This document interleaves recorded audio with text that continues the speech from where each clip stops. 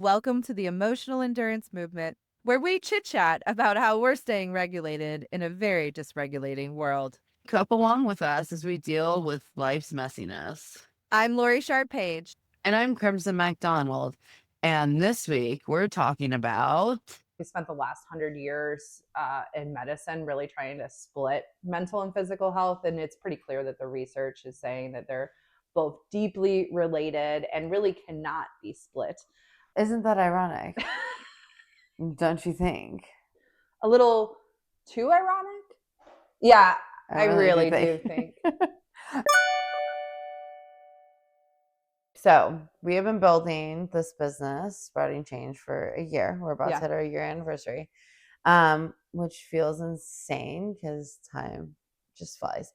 But I mean, time is just an illusion. I'm more and more convinced of this. Like, I don't even understand how it works anymore. No, I think I figured it out mathematically. Like, okay. Sorry, I'm really smart. All right, you heard it here first. Big questions about physics are being answered. Well, and God, that was like my worst class. So it's proportionate though, right? Like when you're 3, 1/3 of your life is a year. Mm-hmm. But like when you're 40, 1/40th of your life. So it is faster. Like it's legit faster. Yeah. So it's interesting you bring that up because number one, there is research that supports that we experience as adults. Our brain experiences time differently. No, you're absolutely right. Than kids. That's why time felt like it moved so slow when you were a kid and so fast as an adult. But also I maybe was doom scrolling the other night. Oopsie. And I came across this Reddit thread that said, I know why millennials look less old than everybody else. And I was like, okay, tell me more. You know, as a millennial, I'm always like, tell me more on stats like that.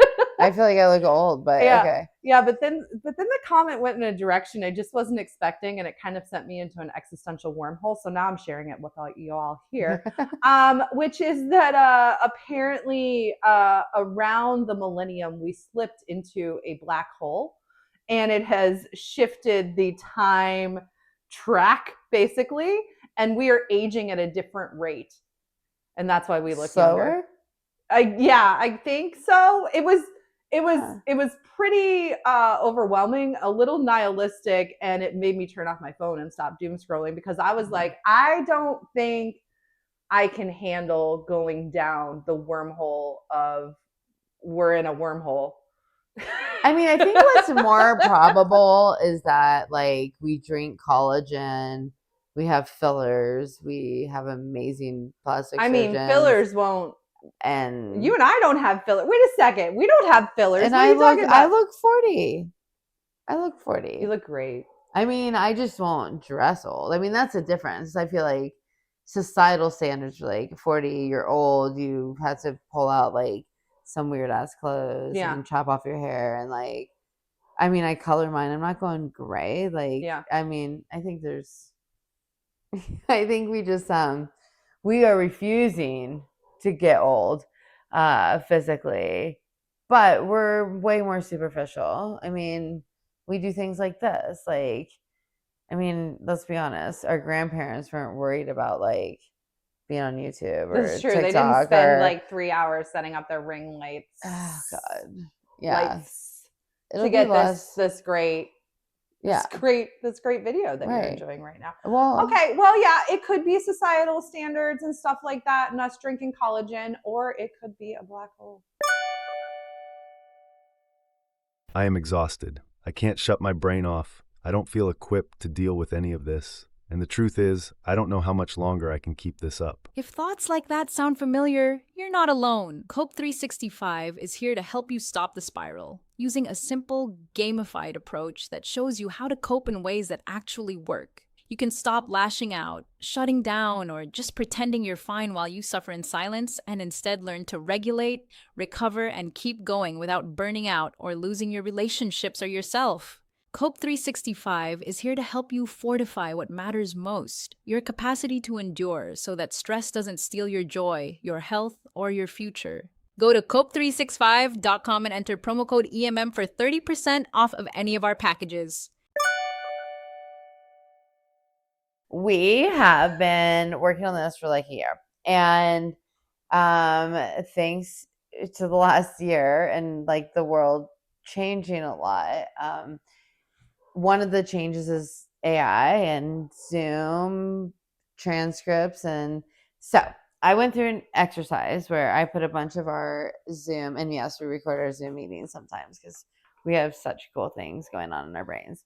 So I had Skynet, which you guys will learn to love, which is my AI assistant, go through our Zoom conversations. So these are just between our daily stand-ups. And give me a list of things that we should talk about on the emotional endurance movement based on things we have talked about. And I think they're funny. I mean, not funny, but totally relevant. This is the power of AI. Totally. I do think that we should preface this by saying I wouldn't say that this podcast is ha funny, although it may be at times. It's more like, oh shit. Isn't that ironic? Don't you think? A little too ironic? Yeah, I really do do think.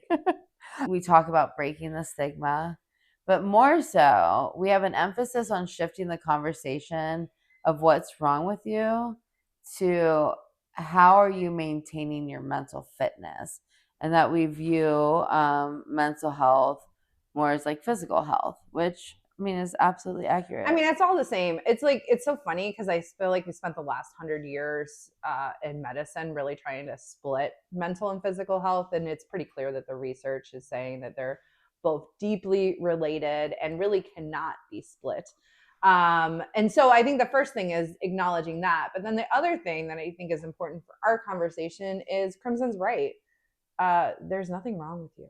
You may have a diagnosis, you may have challenges, you may be struggling. But this whole conversation around mental health has really been focused on what's wrong with you, right, and how do you fix it. And we want to change that. We want to say more like, how are you coping with this sometimes shit burrito that life gives you, and what can we do to put some salsa on that?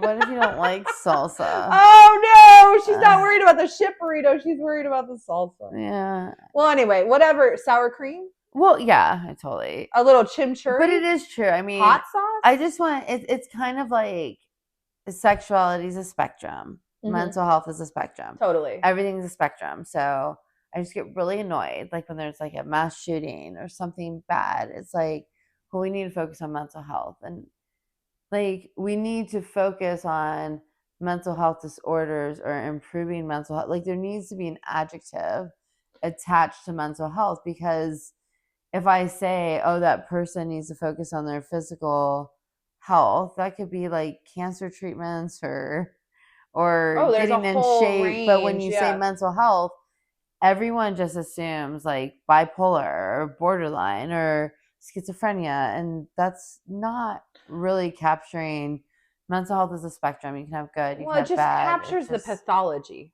part of the spectrum. And I think it's interesting for a term like mental health that has so much noise, so much attachment. And look, I'm here for the fact that we are talking about mental health. I became a therapist specifically because a life experience that I had, a traumatic life experience, inspired me to be part of the conversation about mental health. That's what I'm doing here. That's what I do every day with our business. So I'm not arguing that it's not good that we're talking about mental health.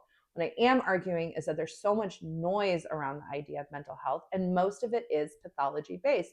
We talk about this so much, and yet if I ask you, what's the definition of good mental health? Nobody Do you know? knows. I don't know. No. And I think it's really frustrating that we work within a system that is focused almost exclusively on the pathology and the negative end, while neglecting the fact that our mental health is a huge navigator for us in our lives. Right. It helps us figure out what's working, what's not working, what we need to do to take care of ourselves, how we can adjust and change. And it also helps us to connect with others and to build relationships, support, community, strength. Like there's so much good stuff in there that we never talk about. Right. And it all starts with the idea of like, what is good mental health? Now, I played with this so much, and for a while, I was really stuck in this idea of coming up with a definition of good mental health. And I think at the end of the day, it really can't be done because it is so different person to person. So instead of looking at is your quality of your mental health good, I think we should be looking at how equipped do you feel to deal with the natural emotional challenges that life in all of its varied forms, and they can't be quite varied, Very. is going to pass to you, right? It's not necessarily this absolute state of bliss, although that would be nice. Yeah, no Anytime you kidding. get one of those, hang on to it, feel it, love it. It's more about your ability to dynamically manage an ever-changing landscape. So I don't think it's about good or bad mental health. It's No. about your own sense of being equipped to manage whatever life throws at you. Thank you for joining us on this week's episode of the Emotional Endurance Movement. Make sure to like and follow us for more great coping and emotional endurance content. And remember, you're not alone. We'd love to hear from you. Check out the show notes and let us know how you're coping, what you're coping with, and how we can support you.